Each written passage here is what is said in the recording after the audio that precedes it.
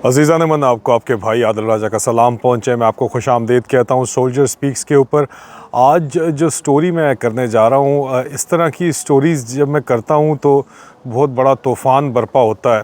मैंने इसकी ख़बर हल्की फुल्की से टीज़र जो है वो अपनी एक्स पोस्ट के ऊपर रिलीज़ किया तो शहज़ाद अकबर साहब दोस्त हैं हमारे, उन्होंने कहा कि राजा साहब ख़याल करें, पिछली दफ़ा हमने इस तरह की जब स्टोरी की थी तो हमारी न्यू ईयर और न्यू ईयर के साथ साथ जो है उन्होंने कहा कि क्रिसमस इकट्ठी उन्होंने करा दी थी। पिछले दिसंबर, जो गुज़श्ता दिसंबर 2025 में मेरे ऊपर और शहज़ाद अकबर के ऊपर बैक वक्त अटैक हुए, बड़ा मैसिव अटैक हुए।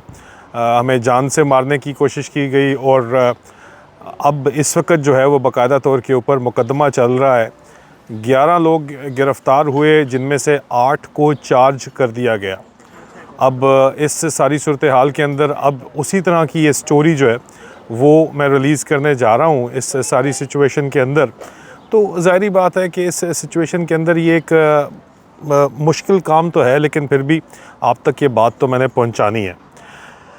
शहज़ाद अकबर साहब को मैंने जो जवाब दिया वही मेरा जवाब डर्टी हैरी को भी है और उसकी टीम को भी है, अस्करांडू ब्रिगेड को भी है कि इधर आ सितमगर हुनर आज़माएँ, इधर आ सितमगर हुनर आज़माएँ, तू तीर आज़मा हम जिगर आज़माएँ।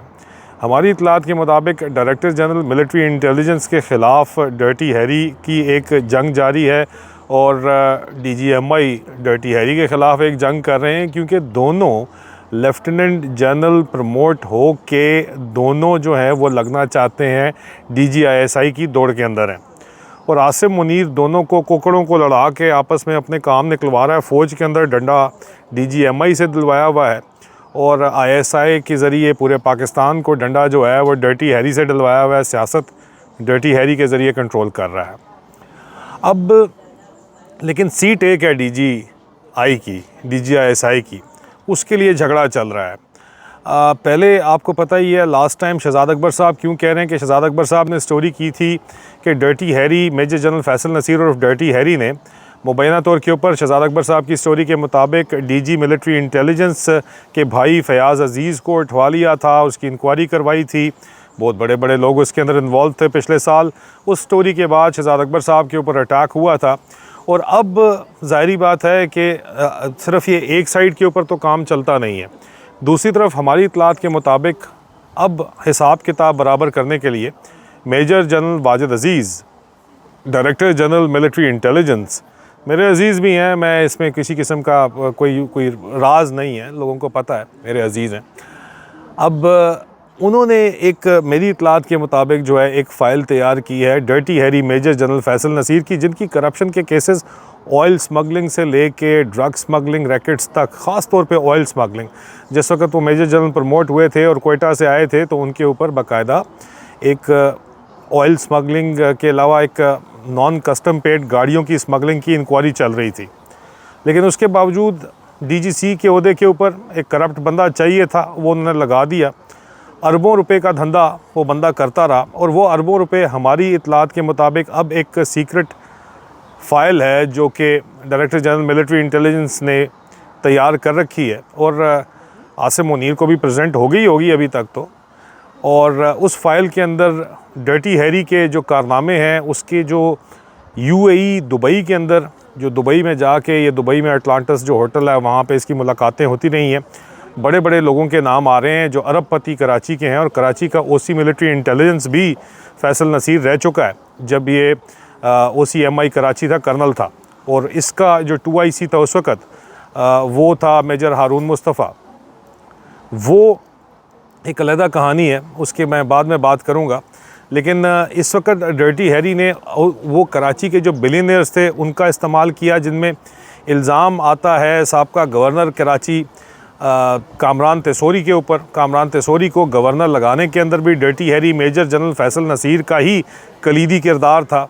उसके ज़रिए पैसे, इन लोगों के ज़रिए पैसे जो हैं वो दुबई शिफ्ट किए गए हैं और AED अकाउंट हैं, दुबई की करेंसी के अंदर अकाउंट हैं, जो कि डर्टी हैरी के बेटे और बहू के नाम के ऊपर ये अकाउंट्स जो है वो खोले गए हैं, ये हमें बताया जा रहा है।